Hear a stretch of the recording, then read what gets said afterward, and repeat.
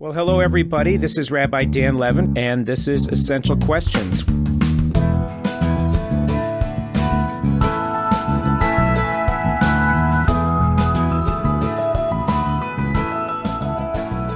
There has long been a question as to how to reconcile Judaism with questions surrounding sexuality, sexual orientation, and questions of gender. The Torah presents challenging prohibitions concerning homosexuality and gender representation. Do not lie with a male as one lies with a woman, teaches Leviticus 18:22.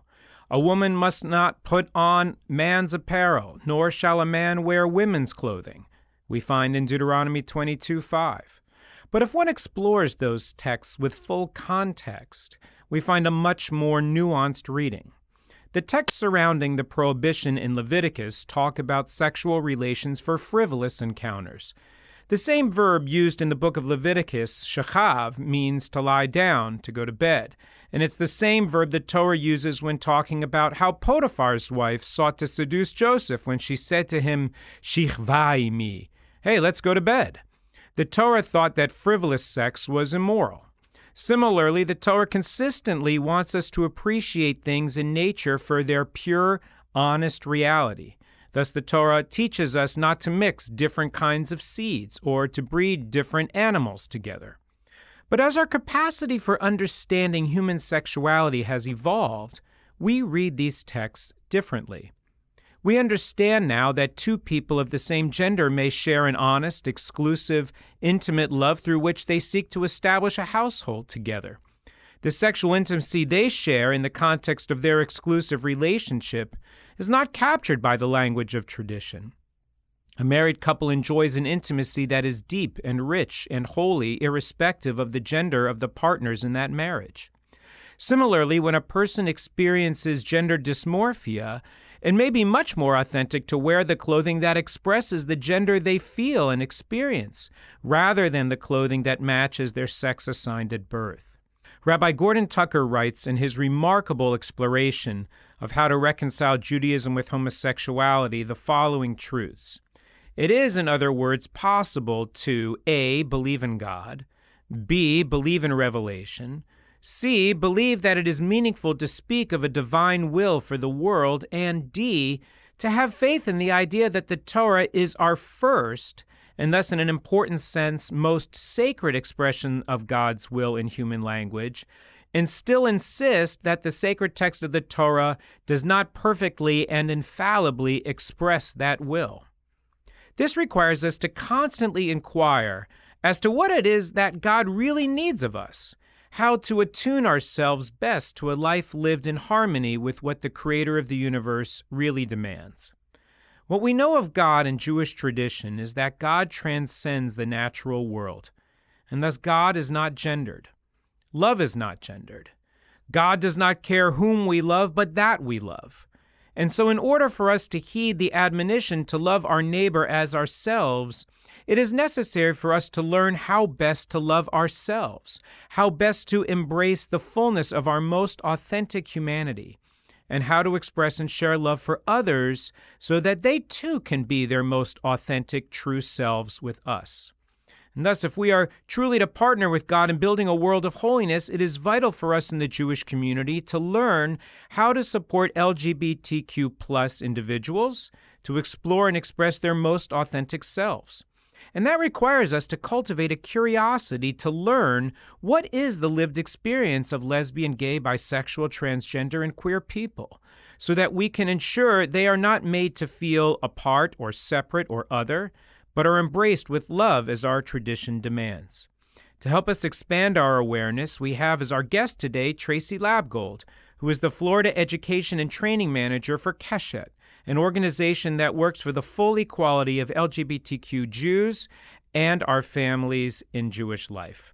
Tracey has spent her career as an educator and facilitator dedicated to creating safe spaces, having experienced bullying herself in her childhood, whether it be through facilitating anti-bullying and diversity awareness workshops, helping others to understand the impacts of implicit bias, or promoting LGBTQ plus inclusion in Jewish spaces. Tracey loves to engage people in meaningful conversations about the possibilities available when each of us is safe to show up as our full self. Tracey has a master's from Teachers College of Columbia University and taught high school English in both New York City and in Florida. She has also served as an active leader at Temple Bethel, as a teacher, as a member of our board, and as co-chair of Temple Bethel's Torah Project.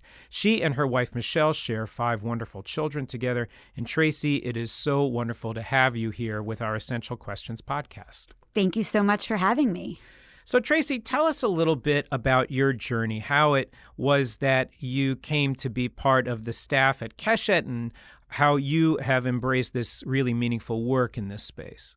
So I grew up in a small town outside of Boston before the internet, in a family that was very active in the Jewish community.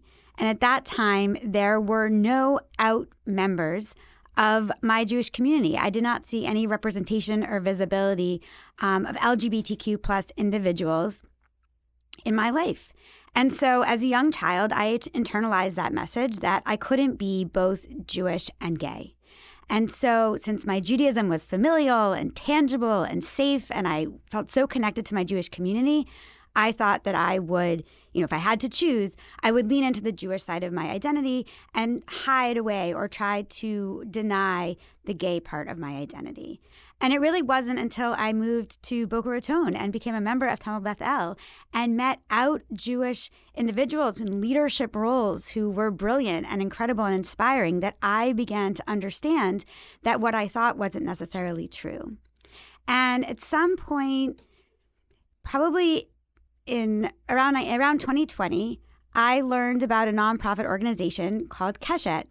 Keshet is the Hebrew word for rainbow.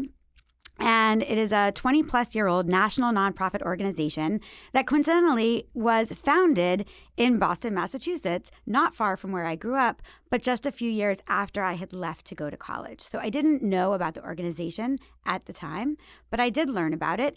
And it's an organization that works for the full equality of LGBTQ plus Jews and their family members in Jewish life, as you've said.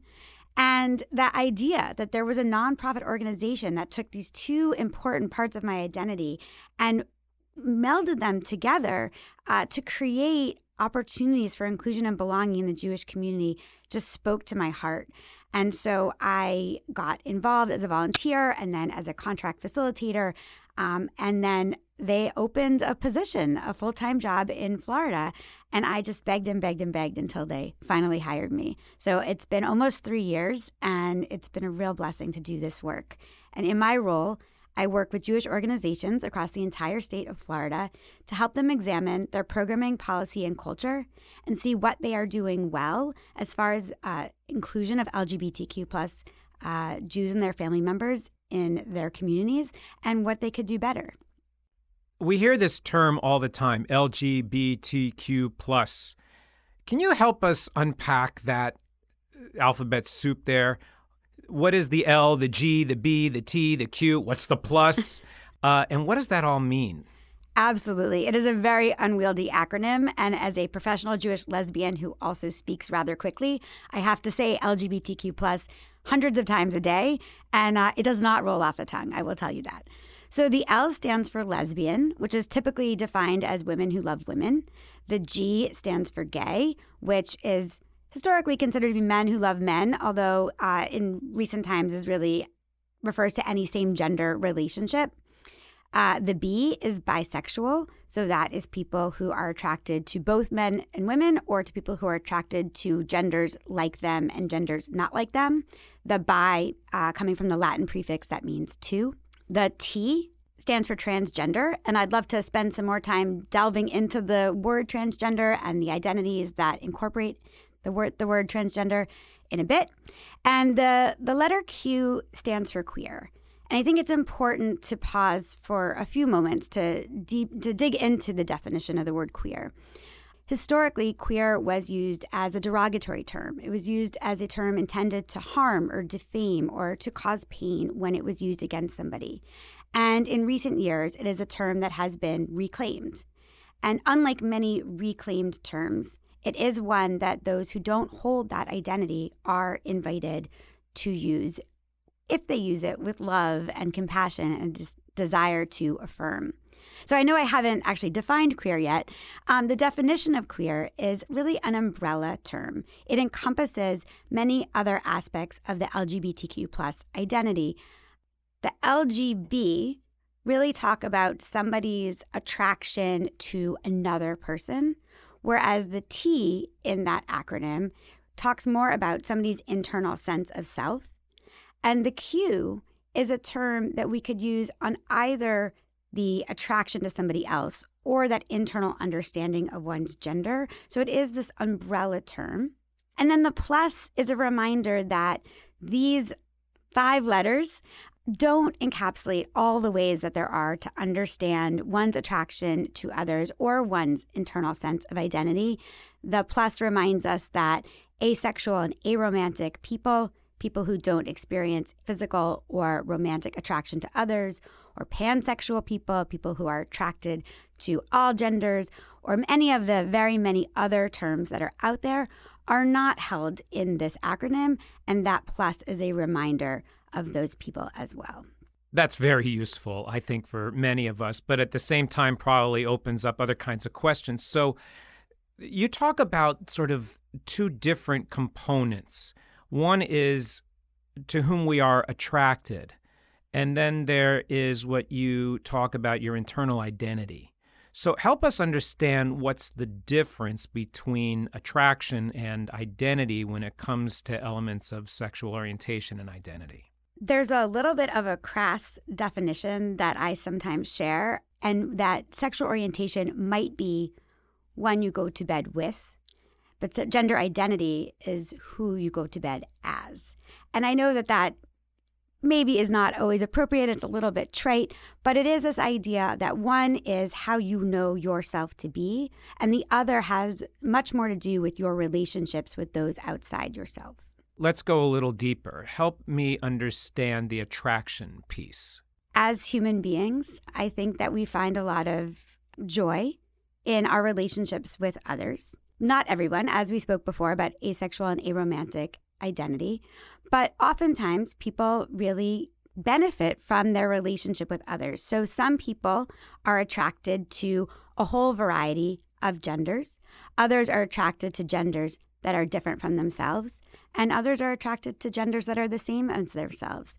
And I loved what you said in the beginning, that God wants us to find love, and through that love and that happiness that we find when we fall in love, there's real beauty. And so I think sexual orientation really just has to do with where and with whom we're finding that love. And also a reminder that every person has a sexual orientation. And sometimes we think of people having sexual orientations who are other than, say, heterosexual or straight, because they differ maybe from the norm. But really, any kind of interpersonal relationship is a sexual orientation. Let me see if we can kind of explore this a little bit. So we use this term heterosexual to define somebody who is naturally attracted to someone of the opposite gender. And someone who is homosexual is someone who is attracted to somebody of the same gender.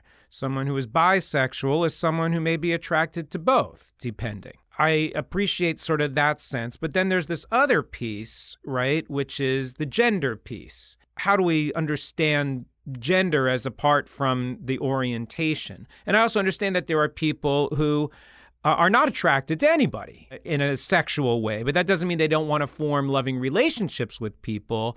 Help us understand what we mean when we talk about gender. So I think it's important here to differentiate between the terms sex and gender. So typically when we think about sex, we think about something that is assigned at birth. When a baby is born, or perhaps before birth on a sonogram, a doctor or a nurse or a technician, somebody outside of that baby, looks at that baby's body and announces them to be boy or girl. And actually, about 1.5% of the time, babies are born intersex, which means that they have some kind of combination of the genitalia or reproductive organs that one might typically associate with males or females. And there's not one way to be intersex. This can happen in a whole variety of ways. And I think it's a reminder that while for so long we may have been conditioned to view people, humans, as male or female, that God really does work in so many mysterious ways and that bodies show up in such a beautiful variety, and that not everyone falls neatly into these binary descriptions that we've been raised with. Typically, people are assigned at birth a gender, male or female, sometimes intersex. Separately from sex assigned at birth is gender identity, which we've said is this internal sense of how I know myself to be. We define gender as the behavioral, cultural, or psychological traits typically associated with one's sex. Some behaviors, some psychological traits, and also some cultural expectations come from gender. So there's expectations that we often place on individuals based on their sex assigned at birth. Right. So like when a baby is born, right, there's the gender reveal, right? This is the new thing where there's like a big party while a mother may be carrying to celebrate it's a boy or it's a girl. And the way that we make that determination is by looking at the apparent genitalia of that growing fetus and say, oh, it's going to be this or it's going to be that. And we do all kinds of things to culturally condition that. We see that even with the gender reveals, right? The blue explosion is a boy or a pink explosion is a girl. And we decorate our kids' bedrooms on the basis of pink and blue. And if it's a boy, we're going to buy them toy trucks. And if it's a girl, we're going to buy them little baby dolls. There's been all kinds of research that's now, I guess, more than 30 years old by Carol Gilligan at Harvard, who talked about how literally from the first moments of our lives, we're conditioned to be a particular way based on the gender that is assigned to us. And I remember all the way back to when I was a little kid, this fantastic record album from Marlo Thomas called Free to Be You and Me. And they had all of these great little snippets and things about questioning all of the societal assumptions, right? Hi, I'm a baby. I'm a baby too. I'm a boy. I'm a girl, right? There's that great little thing. If you haven't listened to Free to Be You and Me in a long time, you should totally find that. You can't find that. I had the record album for years, and then we had the CD for a while. Now I think you can still find it like on digital. But, you know, they had, William wants a doll, William wants a doll, as if that was a pejorative. And they talked about how no, a boy can play with a doll. A boy can pretend to be a nurturing parent. A girl can want to be a firefighter, or things that were traditionally thought of as men's roles.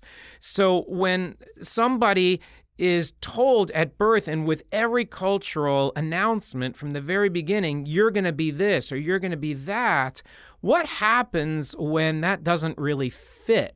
So many things to respond to that. First of all, I think it's an interesting fact that the person who invented gender reveal parties has actually now said that she wished she hadn't, because at the time she didn't realize the sort of ramifications of the party she threw for her own child and how it would turn out to be. But I think also there's two different pieces in what you were saying, which are our gender expectations and stereotypes, and also gender identity. So gender expectations and stereotypes have to do with the blue and the pink that you talked about, the different kinds of dolls or toys we might buy for our children, who our children are expected to dress up as for Purim, whether or not we sign them up for football or ballet. All of these things have to do with gender expectations. One more that I always like to include is who does which household chores. And I think if you notice who does the inside chores versus the outside chores, oftentimes that is in and of itself a gender expectation or stereotype. Separately from that is gender identity. So often these expectations and stereotypes that we have talked about really resonate with people. And there's absolutely no problem with buying your baby daughter a doll and signing her up for ballet if that's what she wants and is interested in. But I think we also limit our expression of our full selves when these expectations are too narrowly focused, or we have too much anticipation of somebody's identity based on those expectations and those stereotypes. If your sex assigned at birth is in alignment with your gender identity, if there's no experience of conflict between those two, then a lot of these expectations may resonate, may feel perfectly fine. But there is a percentage of people for whom that is not the case. Somebody whose sex assigned at birth is in alignment with their gender identity is called a cisgender person. So I am cisgender. Cis, C-I-S, comes from the Latin prefix that means on the same side. My sex assigned at birth was female. I identify as a woman, so I am cisgender. Somebody whose sex assigned at birth is not in alignment with their gender identity, somebody who experiences conflict between the sex assigned at birth and the gender identity, might use the term transgender. Trans is a Latin prefix that means across. And so I think it's important to say that transgender does not mean hormones, does not mean surgery, and does not mean presentation. And we can get into some of those things in a little bit. But transgender just means that somebody's sex assigned at birth does not correlate or resonate with the gender identity that they experience, that internal sense of how they know themselves to be. One term that we often use for somebody experiencing this dissonance would be gender dysmorphia, which is that knowledge that your gender does not match your sex assigned at birth. And I think for many of us who are cisgender, whose sex assigned at birth is in alignment with our gender identity, it's hard for us to understand how that might not be the case. So if a person is growing up, sex assigned at birth as a boy, and so they're given every ball under the sun from the time they can grasp something, but they find they have absolutely no interest in sports and aren't good at them. Or a little girl whose room is decorated with ballet shoes and dancers and is brought to dance class and isn't good at it and hates it and would rather do something that is more culturally aligned with a different gender. Does that make that person transgender, or is that just sort of, I don't like sports or I don't like ballet? The latter. And I'm really glad you asked the question, because I do think that the difference can be murky sometimes for people to understand. So what I'm understanding from you a bit, Tracey, is that the ways in which people might experience their orientation or their gender identity can be really different from person to person. Yes. One analogy that I often like to make is a connection between how one experiences their Judaism to how one experiences their gender. So, for example, if we were to think about the different denominations of Judaism, Reform, Conservative, Orthodox, Reconstruction, so on and so forth, if we were, for this example, to focus on a conservative Jew, there might be a conservative Jewish person who observes Shabbat. There might be a conservative Jewish person who doesn't observe Shabbat, but who attends synagogue every Saturday. There might be a conservative Jewish person who chooses not to spend money on Shabbat, but is okay driving their car. There's a whole variety of ways that that individual might experience or practice or observe halakha or the lack thereof. But all of those people consider themselves to be conservative Jews. And I think that this analogy also works with gender. So for a woman, the way that that person experiences their gender identity might come out in that person loves to wear dresses and high heels and lots of makeup. That person might not want to do any of those things, but loves to enjoy an afternoon out with their women friends. And so just a reminder that when we use a term like a Reformed Jew, or when we use a term like a non-binary individual, these terms describe categories of humans, but they also describe individuals. And each individual is going to relate to their gender identity or their observance of their religion or any other category in which we might place them in a way different from those around them. And that these terms and these identities are vast And where we find ourselves inside each of those terms can really vary. Right. And there's someone that I know who's queer who describes themselves as gender fluid and sometimes wants to dress in a really girly way and sometimes in a more androgynous way. And I once asked them, so help me understand. Sometimes I see you dressed in a really traditionally effeminate way with fancy dresses and makeup, and sometimes I see you dress in a more androgynous way. And that person said, it's different. There are days I feel more this way, and there's days I feel more this way, and I try to live authentically with who I am that day. And that made a lot of sense to me because there's times where I'm feeling a little bit more this and a little bit more that in terms of who I want to be.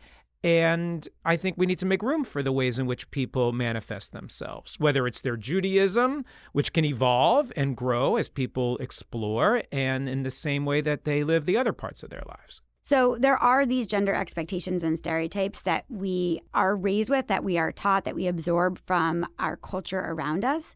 Those are really separate and apart from gender dysmorphia, which is this real internal sense that the body you're living in is not the body you understand yourself to have or to identify with. Let's go a little deeper. What is it that a person who experiences gender dysmorphia is actually experiencing? How does that work? So I think it's important to say that each of us is a unique human being. There's no one else like ourselves. And so every individual is going to experience their understanding of themselves in a different way. Transgender, cisgender, everyone will have a different and unique understanding of themselves. So there's not one way to experience gender dysmorphia. There are a whole variety of ways. It is this understanding that the body you see in the mirror is not how you identify, that the sex you've been assigned at birth does not correlate with how you understand yourself to be, how you would like the world to see you, and how you feel you are your most full self. Is this something that evolves with a person as they grow in terms of sexual orientation or gender identity?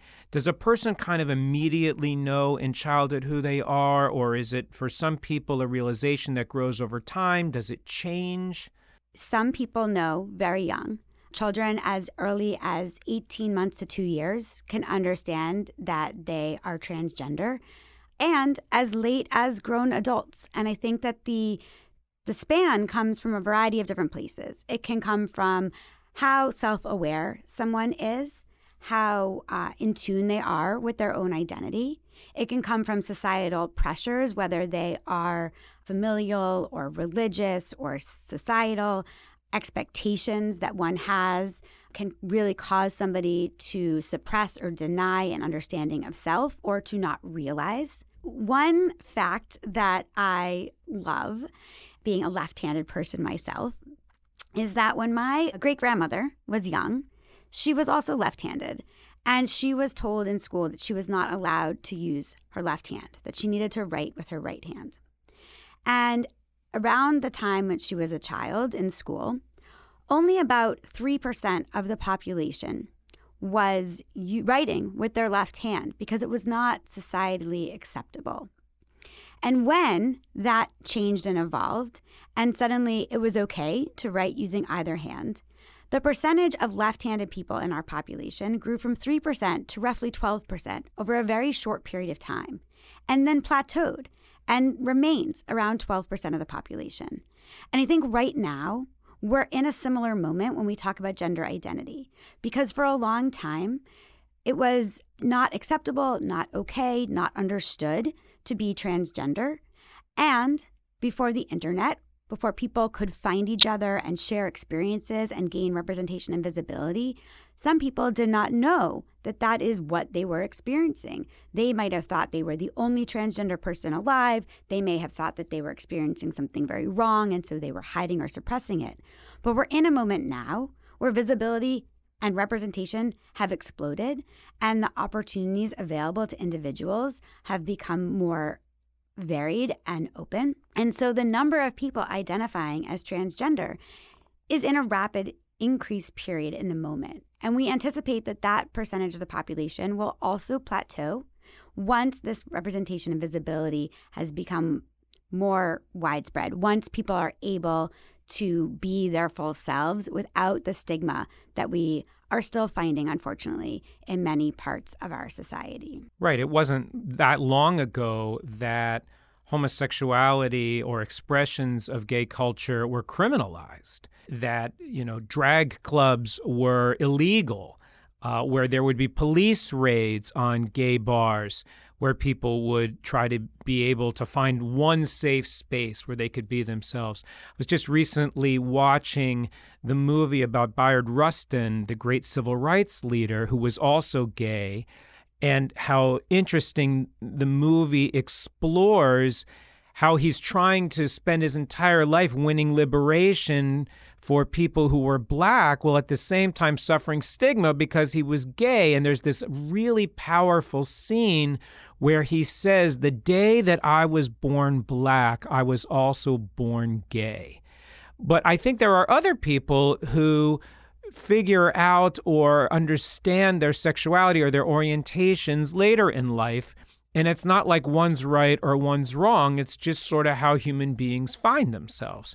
I think it also depends a bit on how much stigma there is in the cultural environment about those things or not. People who grow up in a much more restricted, perhaps conservative environment may find a lot of social clues that would sort of teach them to repress what might be their authentic selves, to conform or to fit in, and to have a meaningful social life in an environment, whereas in others, there may be more freedom to explore oneself.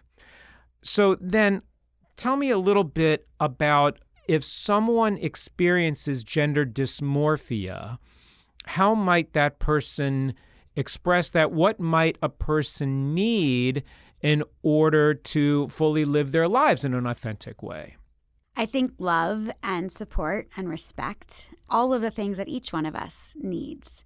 I think that anyone experiencing gender dysmorphia needs to have a safe place where they can talk about their experiences and what they are feeling and receive the affirmation that they deserve. In the moment that we're living in, while understanding of transgender identity has blossomed and bloomed, and there are more people identifying as transgender, there has been a bit of a backlash in some of our states across the country and some of our political decisions about the acceptability of these identities. And so the stigma does exist, unfortunately. Even though we've become more understanding, there are still many restrictions in place that cause transgender people sometimes to have to continue to repress parts of their identity. And so when a person experiences that gender dysmorphia and then they want to try to find a way to live more in harmony with themselves, there are all kinds of different ways in which a person might choose to manifest that. What are those sort of different ways a person might try to live more in harmony with themselves? The word that we typically use is transition. And I think that it's important to understand that there are many kinds of transition and that transition looks differently for everyone. So there's not necessarily a starting point and an ending point where you were presenting as a female and then you're going to present as a male who passes, and that's just the only way to do it. Rather, there are a whole variety of ways that one can actualize their gender identity. One would generally start with social transition, which might be a name change, it might be pronoun changes, it might be some changes in their appearance. Those changes are really social changes and not what we might consider medical changes. So there are a whole host of medical transition options available to some individuals as well. And I think it's important to go back and say that while some transgender people might recognize and understand their trans identity as early as 18 months, there are no interventions that are made for any child or any person before the teen or preteen ages. So if somebody does identify as transgender and is interested in possibly considering or pursuing a medical transition, if they live in a state where it is available to them, that child might, at the ages of 12 or 13, before the onset of puberty, might take medicine called puberty blockers. Puberty blockers have been around for over 25 years. They are frequently prescribed for young children who experience puberty around the ages of 6 or 7 or 8. This is something that does happen. It is not ideal. And so this medicine was developed many years ago for these children to take to delay the onset of puberty to a more appropriate age. So transgender individuals who understand their gender identity at a younger age might also use this medication. It is fully reversible, and all it does is delay the onset of puberty to give the family, in conjunction with therapists and endocrinologists and family practitioners and parents and the love and support of that child's community, perhaps also that child's clergy, to make the right decisions for that child. There are only 2 states in the entire country where it is legal for any child to obtain any kind of surgical transition before the age of 18. And those 2 states only allow at 16 or older, with many, many, many guidelines and limitations along with those decisions. So I think there's been a lot of conversation in the larger culture about trying to avail oneself or to provide for someone gender-affirming care, and when it's appropriate to apply those kinds of therapies or those medical interventions. And I think that there's a whole lot of discussion of, oh my gosh, well, can a 14-year-old or a 15-year-old really know who they are that would warrant a real kind of invasive therapy? And so there's a lot of concern about that. But at the same time, what happens if you don't do that, right? What happens if you deny someone gender-affirming care? So maybe if you can talk a little bit about, at what age can a person really know themselves enough to sort of say, this is who I am, as opposed to what I think sometimes happens in teenage years, which is a whole lot of exploring of different identities. And there's a difference, I think, in some ways exploring personality identities versus sexual identities. And maybe just talk a little bit about sort of all of that teenage stuff. I think that each one of us is the only person who really knows ourselves the best, right? Each one of us is the only person who's inside our brains, inside our bodies, feeling and thinking and living with ourselves. And so when we tell somebody that they don't know themselves, we're implying that we might know them better than they do, which I think is not really fair. It's not really kind. It denigrates their understanding. And so we want to trust people to really know themselves. And I think that these are not easy decisions. They're not easy conversations, especially in the climate right now where there is a lot of misinformation or a lot of stigma around these identities. So when somebody comes and shares with their family, their clergy, their teachers, their friends, who they are, it is very likely that that person has spent quite a bit of time thinking this through, questioning, struggling, wrestling perhaps, and now they're at a point where they feel strongly enough that they're ready to share.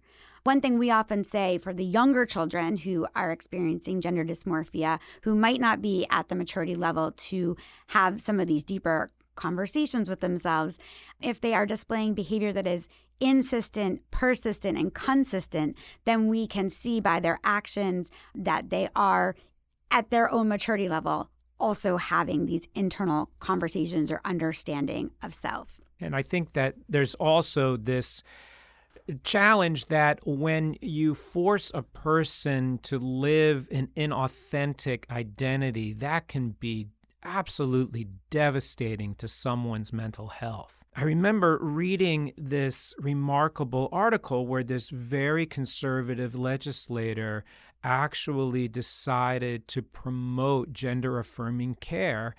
And the rationale that he said was, listen, I'm pro-life.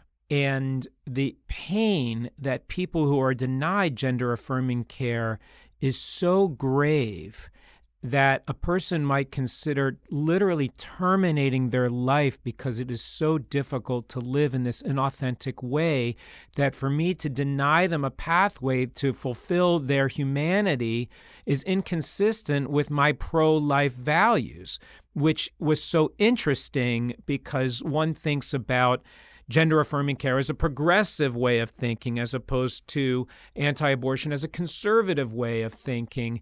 And he had to say, look, pro-life means pro-life.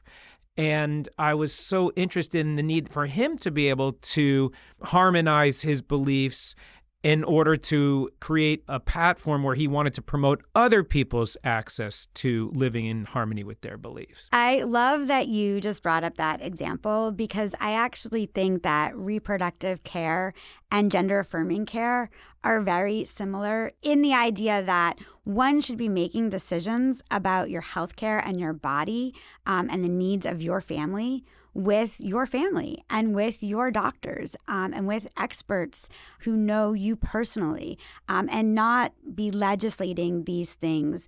Because you're right, the mental health outcomes of people who are able to live their lives as their full selves are much better. And it is not because LGBTQ people are more prone to mental health risk. It is because of that stigma that society places on them. There is a fantastic nonprofit secular organization called the Trevor Project that collects data on the mental health of LGBTQ plus individuals. And their data really is the best of the best out there for anyone who's interested in reading more about mental health outcomes. I do want to go back to your question about teenagers. As the parent of many of them, I will say that it is such a great time to watch these young adults figuring themselves out. And how beautiful is it to live in a time and a place where they can do just that?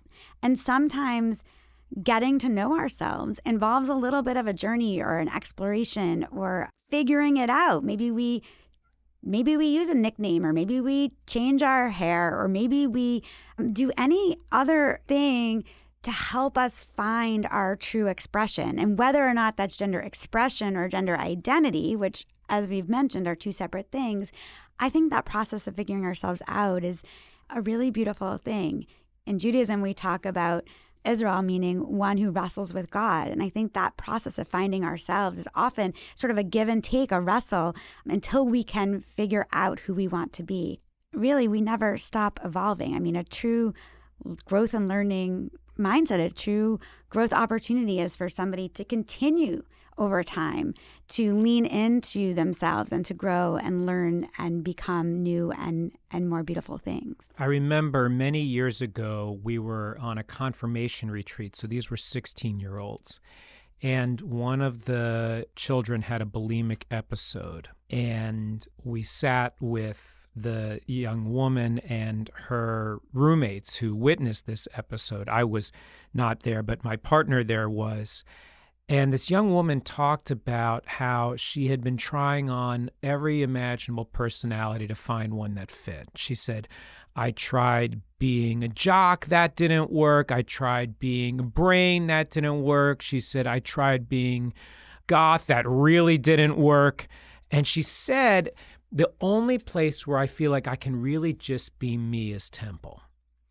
And I felt so sad that she was struggling so hard trying to find herself. And at the same time, so grateful that the temple was a place where she felt free to be her authentic self. And she was really exploring, who am I and who do I want to be?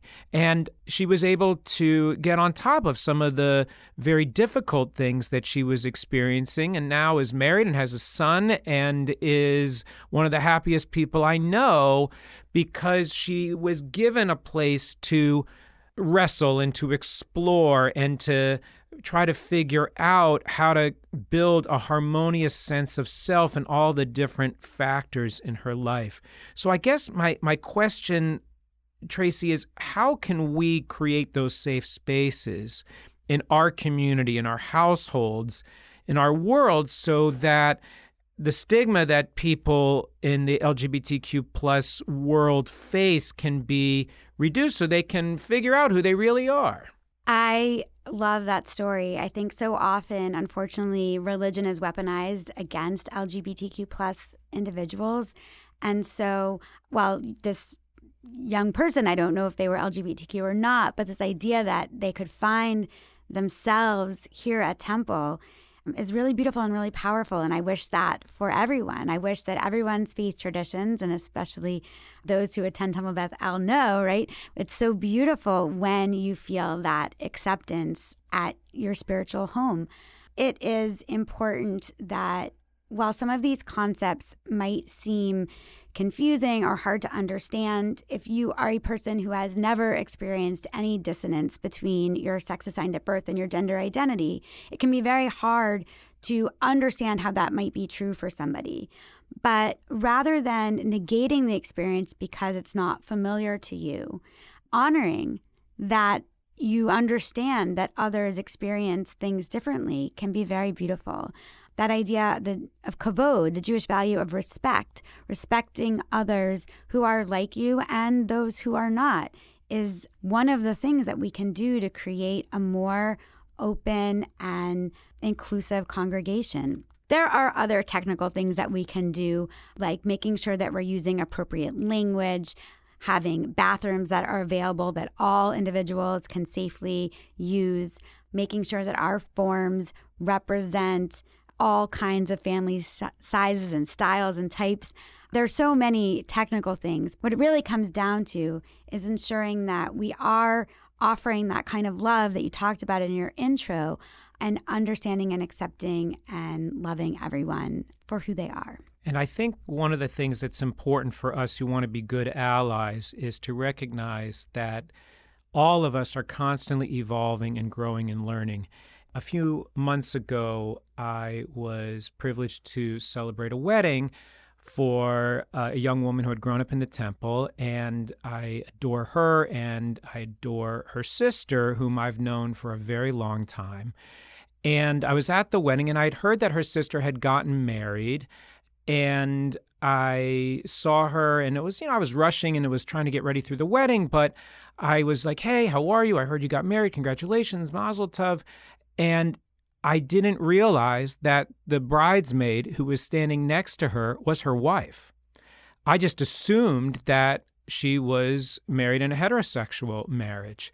And that blindness that I had caused a lot of hurt to this young woman who I absolutely adore. And I stepped in it because we all have these inherent biases that we have to do our best to try to grow an awareness of and to try to overcome. And so in the same way that we don't want people who are LGBTQ plus to feel shame, we also don't want people who are struggling to try to grow in their own awareness to feel shame. We're all in this together to create a more loving and a more supportive environment for all of us together.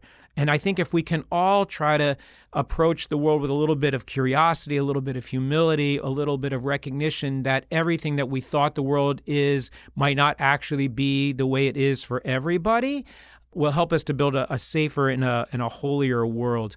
So, Tracey, I would ask you, what is the essential question that you're asking yourself these days? The essential question that I'm asking myself these days in relation to the topics that we are discussing today really would be, how can we continue to spread love and understanding and awareness? I think that if we have not had personal relationships with LGBTQ individuals, and maybe especially with transgender individuals, we might be bringing a lot of those assumptions that you just shared in that story to our understanding of people, rather than just getting to know people for who they are as individuals. And so in my work, I work with Jewish organizations across the state to help them get better at inclusion and belonging. And so the essential question that I ask myself is, how can I continue to do this? How can I have more conversations like the beautiful one that we just shared to increase that understanding and that acceptance more widely? Tracey, it's always great to have these conversations with you. I always come away learning something important, and I know that all of us who are listening did today as well. Thanks for being with Essential Questions. The Essential Questions podcast has been made possible by the Temple Beth El Jewish Ideas Incubator, committed to creativity and innovation in modern Jewish life. Many thanks to our production team, Jason Reeser, Amanda Brenzel, and Susan Stallone. You can find this podcast on Apple Music, Spotify, and the Podbean app, as well as on Temple Beth El's website, tbeboca.org/essential questions. Share this podcast with your friends. Rate us on Apple Podcast or Spotify to spread the word. And we want to know, what are your essential questions? Let us know by emailing us at eq@tbeboca.org. I'm Rabbi Dan Levin, and thanks for listening to the Essential Questions podcast.